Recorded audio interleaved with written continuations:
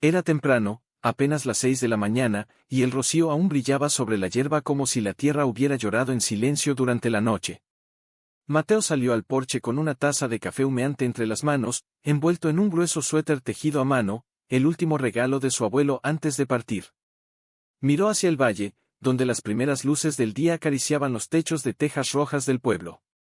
Allí abajo, la vida bullía, niños corriendo hacia la escuela, vecinos saludándose con familiaridad, el panadero abriendo su horno con el aroma del pan recién hecho flotando en el aire. Pero allá arriba, en su colina, solo estaba él, y los recuerdos. Este lugar nunca fue solo madera y clavos, Mateo, le había dicho su abuelo una tarde, mientras reparaban juntos una viga podrida. Es refugio. Para quien lo necesita. Y tú eres el guardián de ese refugio. Mateo apretó la taza contra su pecho, como si así pudiera calentar también el hueco que llevaba dentro desde que su abuelo se fue. No tenía familia cercana, ni amigos verdaderos en el pueblo. Solo tenía sus manos, su conocimiento y esta cabaña que, poco a poco, quería convertir en algo más, un hogar no solo para él, sino para cualquiera que llegara cansado, perdido o con el alma helada. ¿Por qué no bajas al pueblo, hijo?, le preguntó una vez doña Elisa, la tendera, al verlo comprar clavos y tablas. Allá arriba te vas a quedar solo para siempre. Él solo sonrió, incómodo, y respondió, no estoy solo.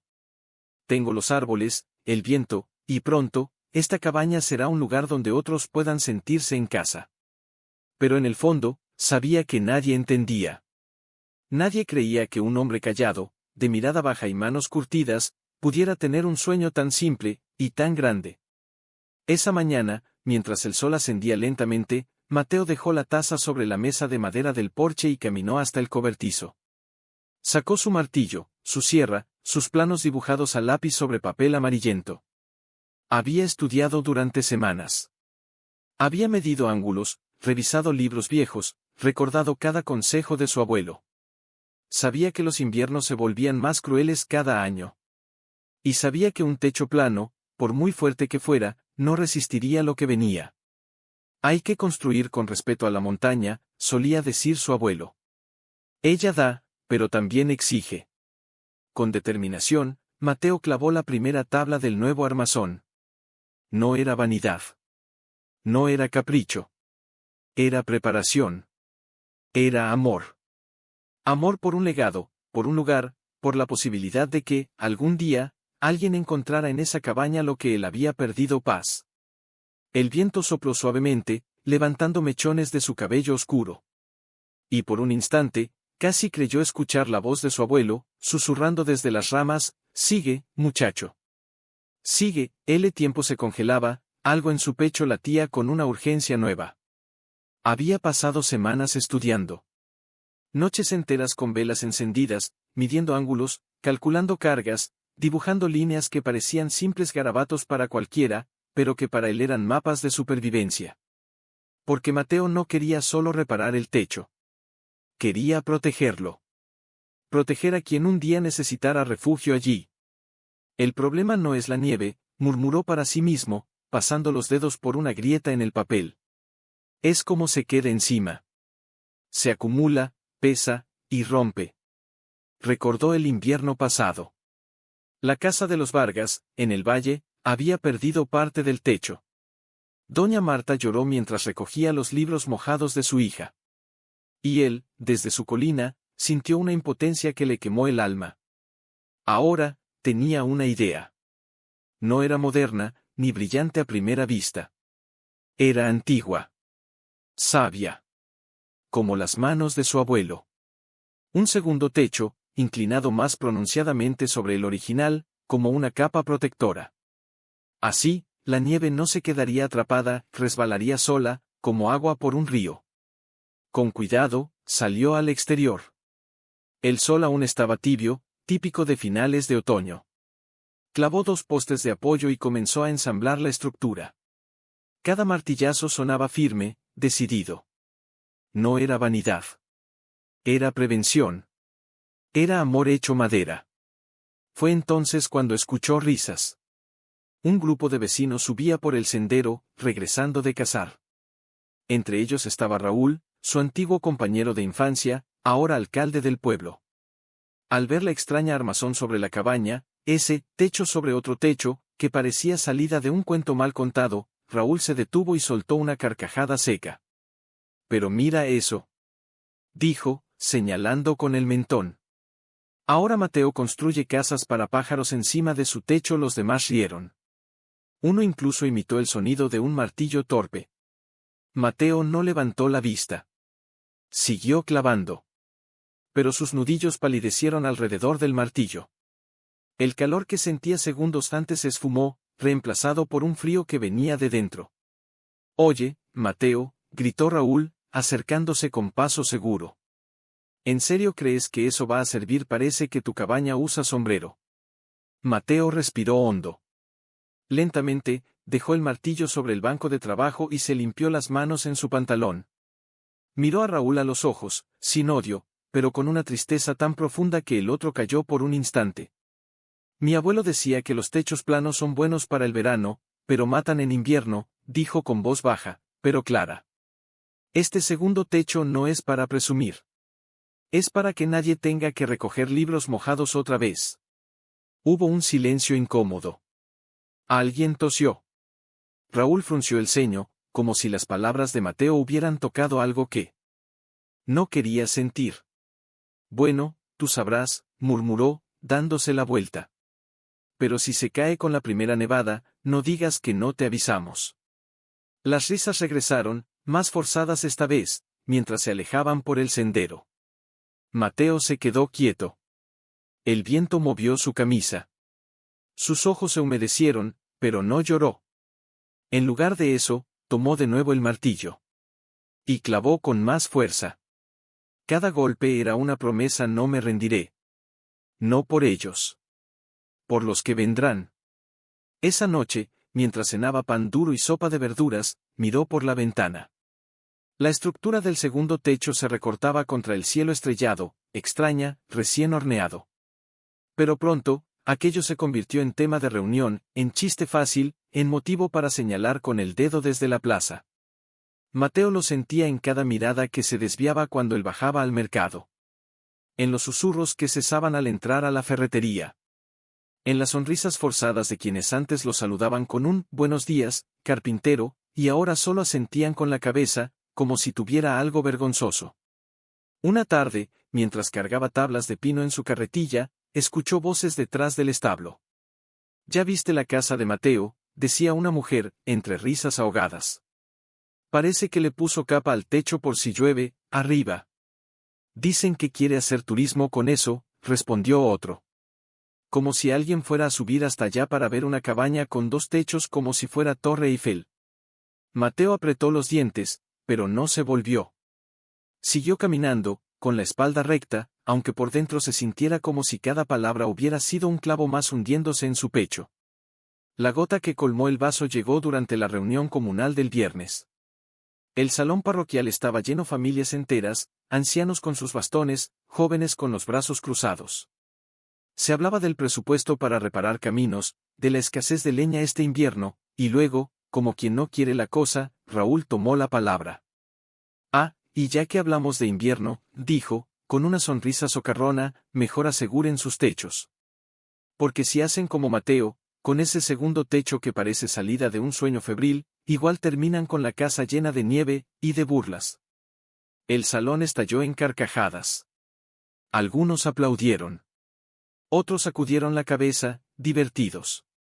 Nadie miró hacia la esquina donde Mateo estaba, medio oculto tras una columna, con las manos metidas en los bolsillos y el rostro encendido.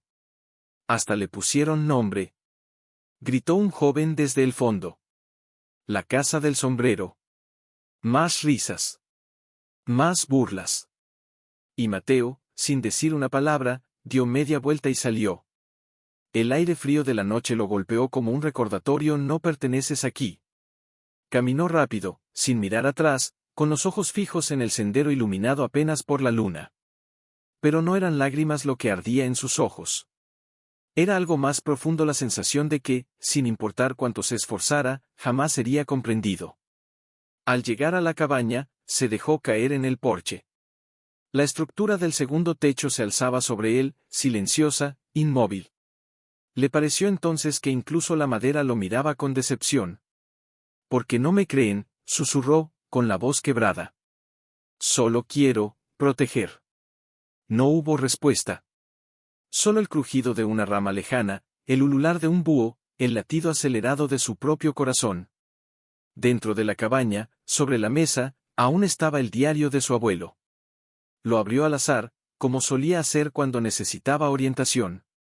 Y allí, en una página amarillenta, leyó: «El mundo se ríe de lo que no entiende. Pero la montaña no juzga. Ella espera. Y cuando llega la tormenta, revela quién construyó con sabiduría, y quién solo hizo ruido». Mateo cerró los ojos. Respiró hondo. Y por primera vez en días, sintió que no estaba solo. Aún así, esa noche durmió mal. Cada racha de viento le parecía una risa.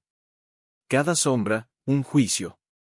Y en medio de todo, una pregunta lo atormentaba: ¿debería rendirme, quitar el segundo techo, y callarme para siempre? Pero al amanecer, cuando el sol tocó suavemente las tablas recién lijadas, supo la respuesta. No. No lo haría. Porque si quitaba ese techo, no solo estaría borrando su trabajo, estaría traicionando la memoria de su abuelo, la promesa que se hizo a sí mismo, y la posibilidad de que, algún día, alguien encontrara refugio allí, gracias a algo que hoy todos llamaban ridículo. Y mientras el viento soplaba más fuerte desde el norte, trayendo los primeros presagios del invierno, Mateo tomó su martillo. No para demostrar nada, sino para terminar lo que había comenzado. Pero por dentro, la batalla era más dura que cualquier tormenta. Una tarde, mientras lijaba una viga, sintió un nudo en la garganta tan fuerte que tuvo que sentarse. Las manos le temblaban. No de cansancio, sino de esa soledad que duele más cuando sabes que estás rodeado de gente, y aún así, nadie te ve. «¿Para qué sigo?», murmuró, mirando sus palmas agrietadas, marcadas por años de trabajo honesto. «Si para ello soy solo un loco con madera sobrante». El viento silbó entre los árboles, como si respondiera. Pero no había consuelo en ese sonido. Solo eco. Esa noche, no encendió la lámpara. Se quedó sentado a oscuras en el porche, envuelto en su viejo abrigo, observando las estrellas. El frío le mordía las mejillas, pero no le importaba. En ese momento, el dolor físico era más fácil de soportar que el otro, el que nacía cuando recuerdas que alguien en quien confiabas, Raúl, su amigo de infancia, el chico con quien construyó trampas para conejos y compartió pan duro en días de lluvia, ahora se ríe de ti frente a todos. De pronto, escuchó pasos en el sendero. Se tensó. Nadie subía allí. Nadie, salvo quizás algún cazador perdido, o algún alma curiosa. Pero los pasos eran lentos, deliberados. Y entonces, una figura apareció entre la penumbra. Era Lena. La joven botánica que había llegado al pueblo hacía semanas, con sus cuadernos llenos de dibujos de flores silvestres y una mirada que parecía ver más allá de lo evidente. Llevaba una linterna en la mano y una bufanda roja ondeando tras ella como una bandera de paz. «Perdón si te interrumpo», dijo, deteniéndose a unos metros. «Vi la luz apagada, pero luego vi tu silueta aquí. Pensé que tal vez necesitabas compañía». Mateo no respondió de inmediato. Solo asintió, incómodo, y apartó la vista. Lena no se fue. Se sentó en el escalón de abajo, sin invadir su espacio, como si supiera que algunas personas necesitan distancia incluso para sentirse acompañadas. «He estado observando tu cabaña desde que llegué», dijo al cabo de un rato, con voz suave. «Al principio, no entendía el segundo techo. Pero luego, empecé a notar cómo el viento golpea estos cerros. Cómo la nieve se acumula en los techos planos del valle. Y entonces recordé algo que leí en los Alpes: usan techos muy inclinados precisamente por eso. Para que la nieve no se quede». Mateo la miró, sorprendido. «¿Tú, no crees que es ridículo?». Ella sonrió, con una ternura que le calentó el pecho más que cualquier fogata. «Ridículo sería ignorar lo que la naturaleza nos enseña. Tú no estás construyendo un capricho, Mateo. Estás construyendo resiliencia». Él bajó la cabeza. Las palabras de Lena cayeron sobre él como la primera lluvia después de una sequía larga. «Ellos no lo entienden, logró decir, con la voz ronca. Se ríen. Hasta Raúl, mi propio amigo. A veces, la gente se ríe porque tiene miedo, dijo Lena, mirando hacia el valle iluminado. Miedo a lo diferente. Miedo a admitir que quizás no saben tanto como creen. Pero eso no significa que tú estés equivocado. Hubo un silencio largo, cómodo. Solo el crujido de la madera bajo sus pies y el susurro del viento. ¿Por qué sigues?, preguntó ella entonces, girándose hacia él. Si todos se burlan, ¿por qué no lo quitas? Y ya Mateo respiró hondo. Miró el segundo techo, recortado contra el cielo estrellado. Porque mi abuelo me enseñó que construir no es solo levantar paredes. Es cuidar. Es prepararse para lo que viene, aunque nadie crea que vendrá. Y si algún día alguien necesita refugio aquí, quiero que esta cabaña esté lista. No para impresionar, sino para salvar. Lena lo miró con una intensidad que lo hizo sentir visto. Verdaderamente visto. Entonces sigue, dijo. No por ellos. Por los que vendrán. Esa noche, por primera vez en semanas, Mateo durmió sin pesadillas. Pero el alivio fue breve. Al día siguiente, mientras terminaba de fijar la última viga, el cielo cambió. Las nubes, antes dispersas, se juntaron en una masa gris y densa que avanzaba desde el norte como un ejército silencioso. El aire se volvió pesado, eléctrico. Los pájaros dejaron de cantar. Incluso los perros del valle callaron. Mateo sintió un escalofrío que no venía del frío. Viene algo grande, susurró. Y tenía razón. Antes del atardecer, comenzó a nevar. No fue una nevada suave, como las de diciembre. Fue una tormenta furiosa, implacable. Copos gruesos, húmedos, caían sin tregua, cubriendo los caminos, los campos, los techos. En menos de 6 horas, el pueblo estaba sepultado bajo una manta blanca que no dejaba ver ni el horizonte. Mateo encendió la estufa, reforzó las ventanas, y se sentó junto a la ventana, observando. Su corazón latía con una mezcla de miedo y esperanza. Ahora lo sabremos, pensó. Ahora la montaña decidirá quién tenía razón. Horas después, en plena noche, escuchó un golpe sordo. Luego otro. Y otro más. No eran truenos. Eran techos cediendo. En el valle, las luces parpadearon. Gritos ahogados se elevaron entre el viento. Alguien tocó la campana de la iglesia, señal de emergencia. Mateo corrió a la puerta, abrió de golpe. La nieve le llegó a las rodillas. Pero su cabaña seguía en pie. Firme. Intacta. El segundo techo, brillante bajo la luna, dejaba que la nieve resbalara como agua, sin acumularse, sin doblarse. Y entonces, entre la tormenta, vio figuras avanzando penosamente por el sendero. Siluetas temblorosas, cargando mantas, niños en brazos, rostros pálidos de terror. Al frente, con la ropa empapada y el orgullo hecho trizas, iba Raúl. Cuando llegó al porche, apenas pudo hablar. Mateo, jadeó. La casa de los Vargas, el techo se vino abajo. El mío, también. No tenemos a dónde ir. Mateo lo miró. Vio el miedo en sus ojos. La vergüenza. La súplica. Y sin decir una palabra, abrió la puerta de par en par. Pasen, dijo. Aquí están a salvo. Mientras las familias entraban, abrazándose al calor del hogar, Mateo miró una vez más hacia el segundo techo, ahora cubierto de nieve que no se quedaba, que simplemente pasaba, como si la montaña misma lo bendijera. Y en ese instante, supo que todo el dolor, todas las burlas, cada martillazo en las familias se apiñaban cerca de la estufa, envueltas en mantas prestadas, los niños dormían acurrucados sobre sacos de lana, con las mejillas sonrojadas por el frío reciente. Doña Marta, la madre de los Vargas, sostenía entre sus manos una taza de té humeante que Lena le había preparado, y sus ojos, húmedos, no dejaban de mirar a Mateo. Raúl estaba sentado en un rincón, con la cabeza baja, las manos entrelazadas con fuerza, como si intentara contener algo que amenazaba con salir. No se atrevía a mirar a Mateo. Ni siquiera cuando éste pasó a su lado para avivar el fuego. Fue entonces cuando Lena, con suavidad, se acercó a Mateo y le tocó el brazo. «Necesitas descansar», dijo en voz baja. «Has estado despierto desde ayer». Él negó con la cabeza, pero no con dureza. Solo con cansancio. «No puedo». «Si la tormenta empeora, si alguien más necesita ayuda, ya hiciste lo más difícil», interrumpió ella, con una mirada que parecía atravesarlo. «Abriste la puerta. Eso es más de lo que muchos harían». Mateo bajó la vista. Las llamas danzaban en sus pupilas, reflejando sombras que llevaba años arrastrando. «Nunca pensé que ellos», comenzó, pero se detuvo, como si las palabras le quemaran la lengua. «Que te necesitarían», completó Lena. «A veces, la vida nos obliga a ver con claridad lo que antes preferíamos ignorar».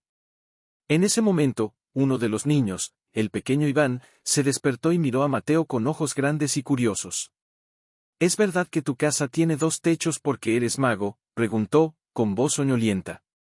Todos en la habitación contuvieron la respiración. Mateo se arrodilló frente al niño, a su altura. «No soy mago, Iván», dijo con ternura.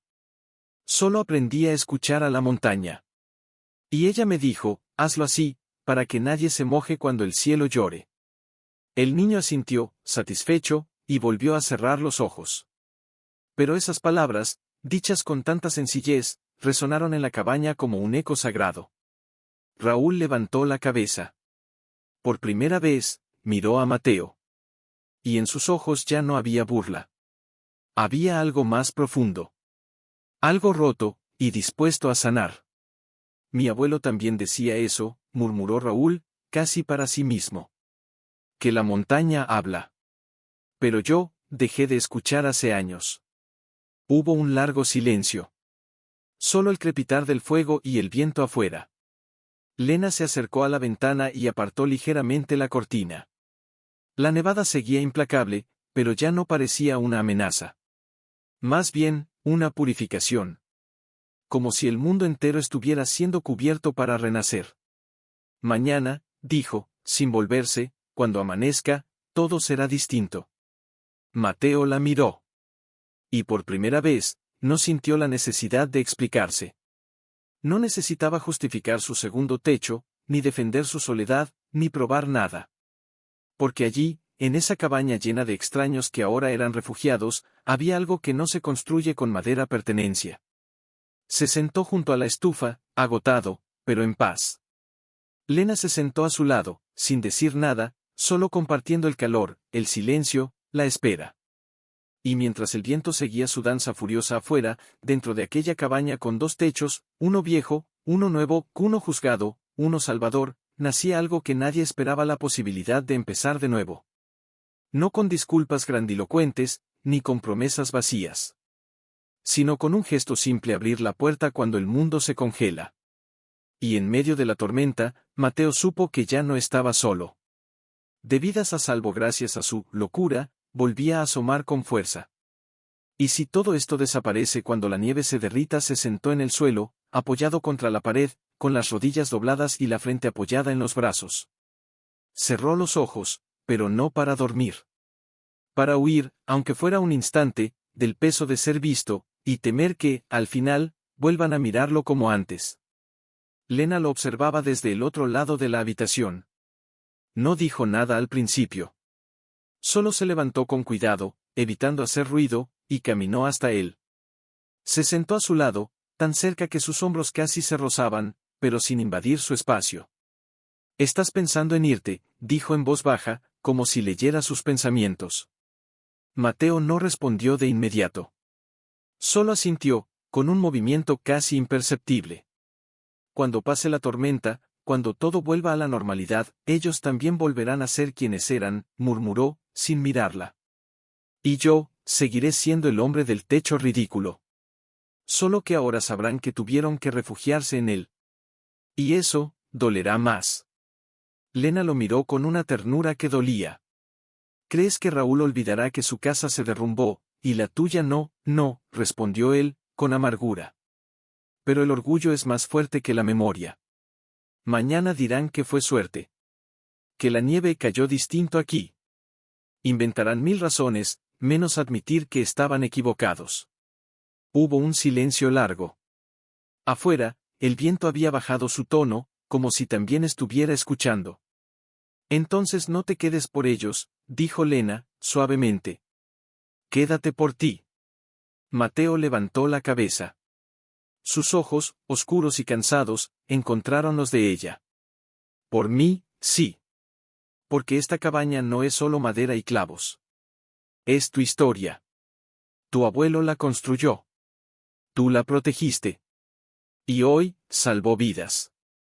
Vas a abandonar eso porque otros tienen miedo de reconocerlo. Él tragó saliva. Las palabras le quemaban el pecho. A veces siento que no importa cuánto nunca será suficiente para que me vean como soy. Nadie te pide que seas visto por todos, replicó Lena, con firmeza. Solo por quienes merecen verte. En ese momento, uno de los niños se movió en sueños y murmuró, gracias, señor del techo doble. Mateo sintió un nudo en la garganta. No era admiración lo que escuchaba. Era confianza. Algo mucho más valioso. Yo no quería demostrarles nada, dijo, casi para sí mismo. Solo quería estar preparado. Por si acaso. Y lo estabas, dijo Lena. Eso es lo que importa. Pero entonces, como si el destino quisiera poner a prueba su resolución una vez más, se escuchó un crujido fuerte en el exterior. No era el viento. Era algo más pesado. Más cercano. Todos en la cabaña se tensaron. Raúl se puso de pie de un salto. ¿Qué fue eso? Mateo ya estaba en la puerta, abriendo con cuidado. La nieve había alcanzado casi 1 metro de altura. Y allí, a pocos metros, entre los árboles, una rama gruesa del viejo pino se había quebrado bajo el peso de la nieve y había caído sobre el sendero, bloqueándolo por completo. El camino está cortado, dijo Raúl, con voz grave. Nadie podrá bajar al pueblo, ni subir hasta que esto se despeje. El pánico asomó en algunos rostros. Doña Marta abrazó a sus hijos con más fuerza. Pero Mateo no sintió miedo. Sintió propósito. Entonces estamos solos, dijo, cerrando la puerta con calma. Pero estamos a salvo. Volvió a la habitación y miró a todos, uno por uno. Esta cabaña tiene comida para varios días. Leña suficiente. Agua del manantial detrás. Mientras la tormenta dure, este es su hogar.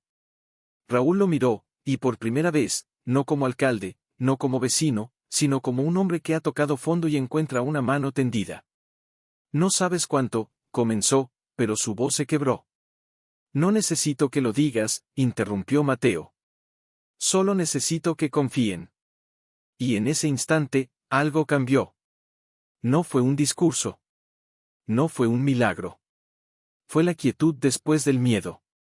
Fue la certeza de que, en medio del caos, había un lugar donde el frío no entraba, porque alguien había tenido el coraje de construir 2 techos. Mateo se sentó de nuevo junto a Lena. Esta vez, no apartó la mirada. Tal vez, dijo, con voz apenas audible, tal vez no me vaya. Ella sonrió, y en esa sonrisa había promesa, paciencia, y la esperanza de que algunas raíces, una vez plantadas en tierra buena, no se arrancan fácilmente. Afueras, la nevada seguía cayendo. Pero dentro, por primera vez en mucho Mateo estaba junto a la ventana, observando el mundo blanco que lo rodeaba. No sentía triunfo. No sentía venganza. Solo una calma extraña, como si su alma hubiera encontrado por fin un ancla.